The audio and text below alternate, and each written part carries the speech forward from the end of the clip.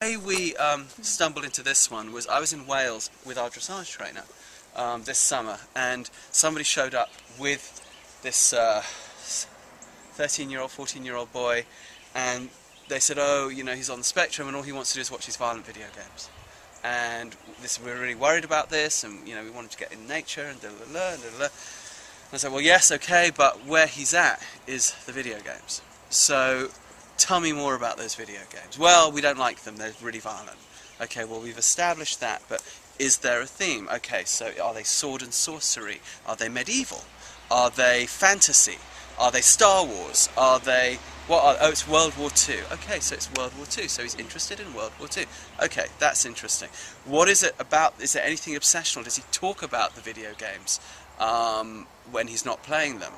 Yes, he likes the weaponry. He likes the weaponry. Okay, what sort of weaponry is he getting? Is it the guns? Is it the it's the tanks? It's the Tiger tanks. Okay, so he's interested in World War II. So he's interested in history. He's interested in the machinery around World War II. So he's interested in the science behind World War II. And he's interested in the processes by which this whole thing came together. I think I got something to work with here.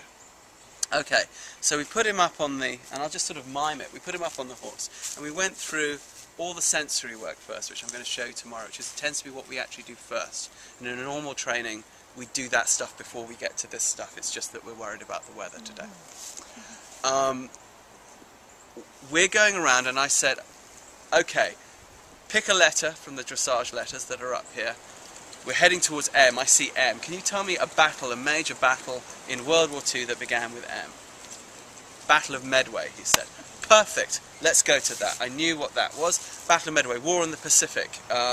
Japan and America. How did America come into the war? Through Pearl Harbor in Hawaii. Where did Medway take place? Where is the South Pacific? We got through all those things by the time we got to M, and then I said, okay, just a little bit back on the reins, and now look at what else can we find. There's B.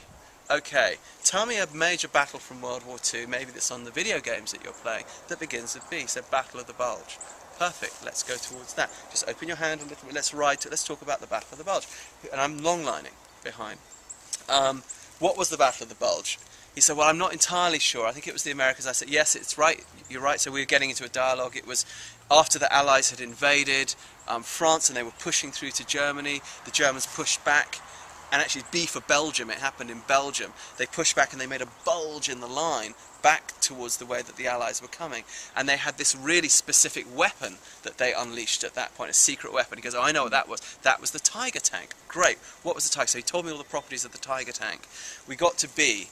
And I said, but then they got through the Battle of the Bulge. The Allies did knock the German, forces aside, and they invaded Germany, and they got to the capital. What's the capital of Germany? Berlin. B. Okay, so we're at Berlin.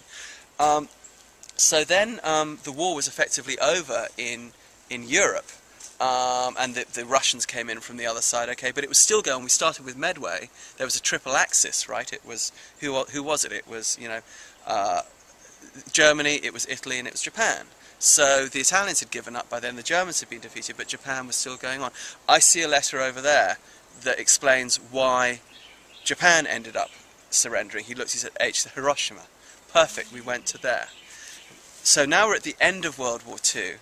But what happened after World War II? Did it stop, or because now America and Russia had kind of gotten power, they were going to keep fighting it out, but they didn't want to keep fighting it out militarily in Europe. So they had to do something else. They had to fight their battles through other people in Africa, in Asia, in South America. We looked up towards C. It begins with C. If you just open your hand towards that, let's go. We're going up towards that. It's called the Cold War. Blah, blah, blah. We talked about the Cold War. We talked about the CIA. We talked about covert operations. These all began with C. Right? We got up, and then by the time we got to the end of the Cold War, what happened then? Well, in 1990, the end of the Cold War, because Russia had divided, had taken Eastern Europe, and Western Europe was sort of effectively with America at this point. There was this thing called the Iron Curtain. It came down peacefully through something called the Velvet Revolution in 1990, and that was the end of the Cold War. And now, what's happened since then? Pick a letter. where's all this mostly taken place, apart from the stuff in the South Pacific? We've been really talking about a place that began with E. Where's it? Europe. Okay, so let's walk towards E. Now, how do we make sure that we don't keep these conflicts going militarily and destroy each other's cities, and but we still have these economic for EE conflicts? What do? We have something called the European Union, where we try and figure this shit out. And we're even getting a common currency that we've got everywhere except England. You know, what is it? The euro. Okay. So we got in about 20 minutes through his violent video games into history, geography, social history, and riding cues and the whole deal. And it was such a no-brainer. And we've subsequently found, and I'll show you some other videos of frequently what a lot of these kids have, particularly by the time they get to be in their teens, is they're being bullied at school, they're having a really tough time, they're not the popular kid, even if they're really high functioning. In fact, the more high functioning you are as an autistic kid, the more people expect from you. So in a funny way, the tougher time you're going to have from your peers. And a lot of these kids have enormous amounts of really specialist knowledge, but nobody pays any attention to it. So one of the things you can do is bring it out of them and get them to sort of trust in their own knowledge and find something of a voice, something of self-advocacy. I'm going to show you a video of a kid who was suicidal, who we met in Portland, and a lot of them are, by the time they show up on your doorstep, the reason their parents are even bringing them to you is because they've reached the self-harming phase and all that stuff.